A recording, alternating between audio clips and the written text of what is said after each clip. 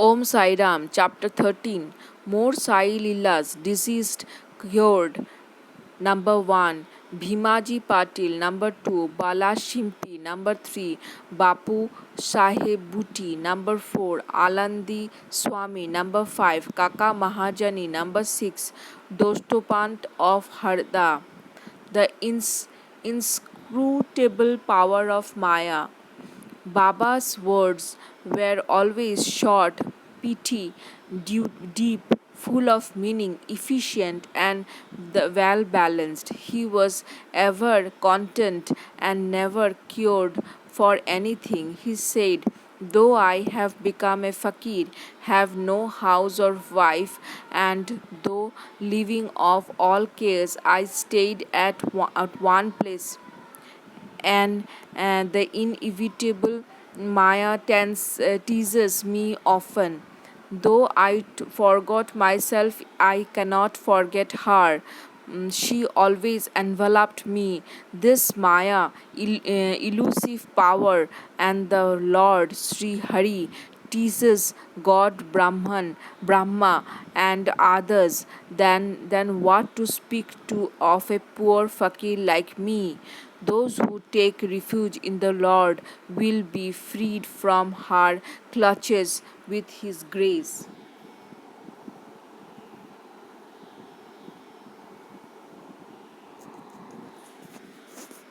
In such terms, Baba spoke about the power of Maya. Lord Sri Krishna has said to Uddhava in the Bhagavad that the saints are his living forms, and see what Baba had said for the welfare of his devotees. All those who are fortunate and whose demerits have vanished, take to my worship. If you all always say Sai Sai, I shall take you over the seven seas. Believe in these words and you will be certainly benefited. I do not need any paraphernalia of worship, either eightfold or 16-fold. I rest there where there is full devotion. Now read what Sai, the friend of those who surrendered themselves to him, did for their welfare. Bhimaji Patil.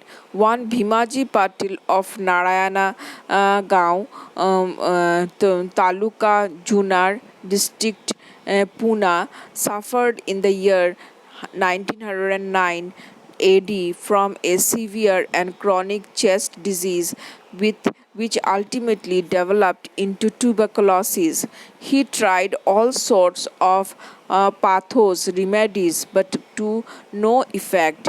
Losing all hopes, he ultimately prayed to God, O Lord Narayana, help me now. It is a well known fact that when our circumstances are well off, we do not remember God. But when calamities and adversities is overtake us, we are reminded of Him. So Bhimaji now turned to God. It occurred to him that we should consult Mr. Nana Sahib Chandorkar, a great devotee of Baba in this respect. So he wrote him a letter giving all details of his malady and asking for his opinion. In reply, Mr. Nana Sahib wrote to him that there was only one remedy left, and this was to have recourse to Baba's feet. Relying on Mr. Nana Sahib's advice, he made preparation for going to Nana Sahib and going to Shirdi. He was brought to Shirdi and taken to Masjid and placed before Baba. Mr. Nana Sahib and Shama Madhav Rao Deshpande were then present. Baba pointed out that the disease was due to the previous evil karma and was not at first disposed to interfere, but the patient cried out in despair that he was helpless and sought refuge in him, as he was his last hope, and prayed for mercy. Then Baba's heart melted and he said, "Stay, cast off your anxiety. Your sufferings have come to an end. However oppressed and troubled one may be, as soon as he stepped his masjid, he is on the pathway of happiness. The fakir here is very kind, and he will cure the disease and protect all with love and kindness." The patient vomited blood every 5 minutes, but there was no vomiting in the presence of Baba. From the time Baba uttered the word of hope and mercy, the malady took a favorable turn. The Baba asked him to stay in Bhima Bai's house, which was not a convenient and healthy place, but Baba's order had to be obeyed. While he was staying there, Baba cured him by two dreams. In the first dream, he saw himself as a boy suffering the severe pain of a flogging, which he received, and not reciting in his Swami poetry lesson before his class master. In the second dream, someone caused him intense pain and torture by rolling a stone up and down over his chest.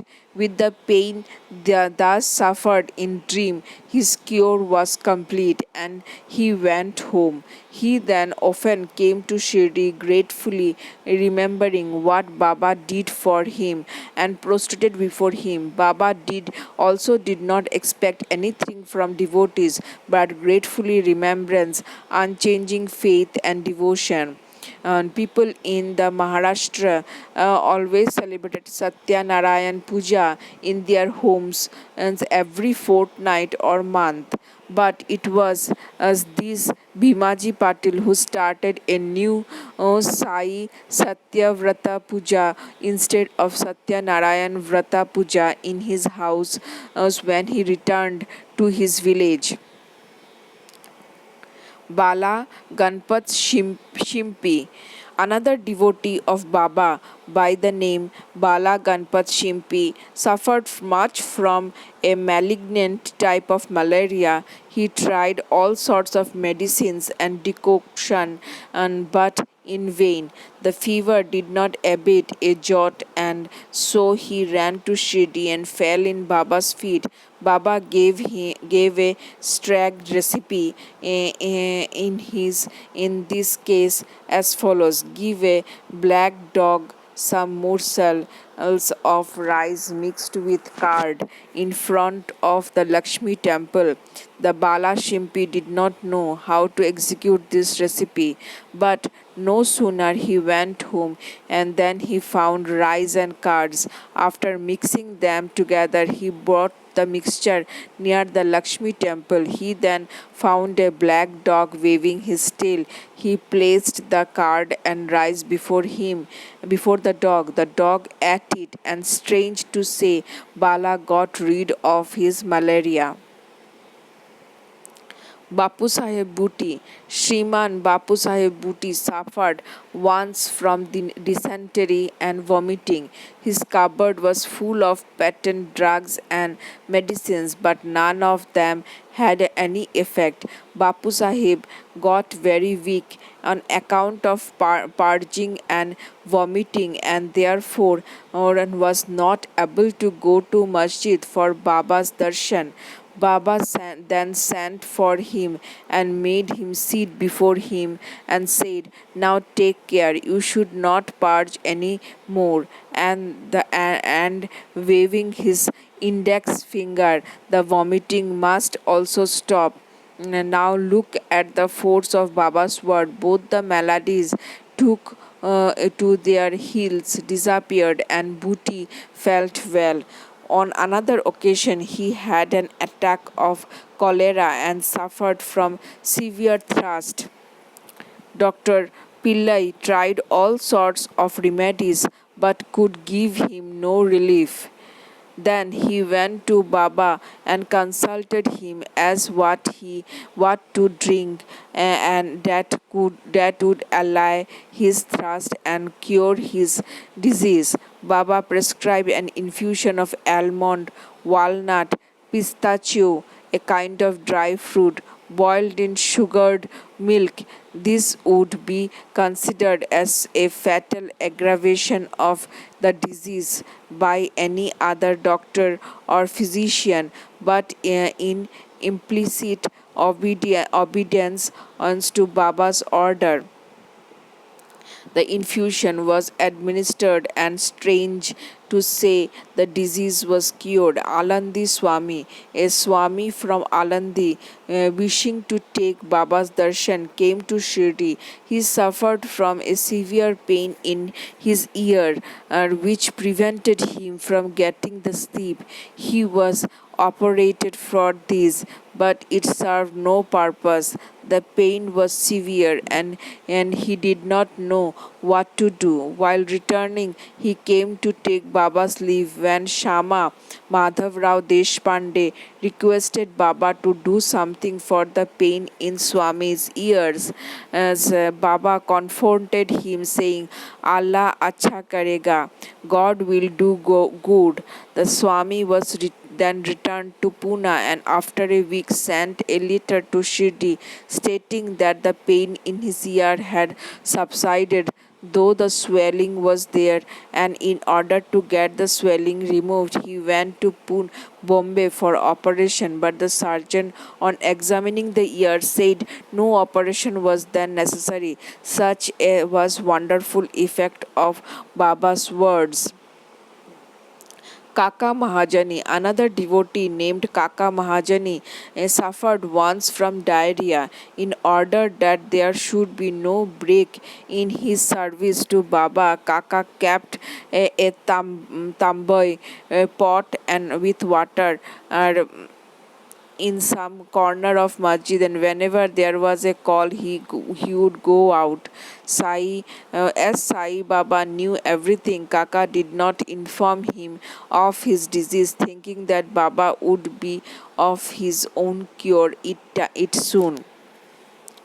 The work of constructing the pavement in front of the masjid was permitted by Baba, but when the actual work was begun and Baba got wild and shouted out loudly, everybody ran away, and as Kaka was doing the same, Baba caught hold of him and made him sit there. In the confusion that followed, somebody left a small bag of groundnut. Baba took a handful of groundnut, rubbed them in his hands, blew away the skin, and gave the clean nuts to Kaka and made him eat them. Scolding and cleaning the nuts and making Kaka eat them went on simultaneously. Baba himself ate some of them. Then, when the bag was finished, Baba asked him to fetch water as he felt thirsty. Kaka brought a pitcher full of water. Then Baba drank some water and made Kaka also drink it. Baba then said, "Now your diarrhea has stopped and you may attend to the work of the pavement." In the meanwhile, other people who had run away returned and started the work, and Kaka, whose motion had stopped, also joined them. And are groundnuts medicine for diarrhea? According to the current medical opinion, groundnut would aggravate the diarrhea and not cure it. The true medicine in this, as in other cases, was Baba's words. Datopant of Harda. A gentleman from Harda by the name Datopant suffered from stomach ache for 14 years. None of the remedies gave him any relief. Then, hearing Baba's fame, that he cures diseases by sight, he ran to Shirdi and fell at Baba's feet. Baba looked at him kindly and gave him blessing. When Baba placed his hand on his head, and when he got Baba's udi with blessing, he felt relieved, and there was no further trouble about the malady. Towards the end of this chapter, three cases are cited in footnote. Number one, Madhav Rao Deshpande suffered from piles. Baba gave him decoction of Shonamukhi Sena pods. This relieved him.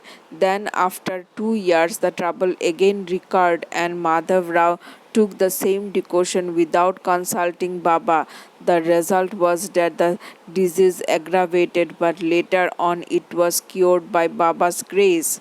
Kaka Mahajani's elder brother Gangadhar Pant suffered for many years from stomach ache. Hearing Baba's fame, he came to Shirdi and requested Baba to cure him.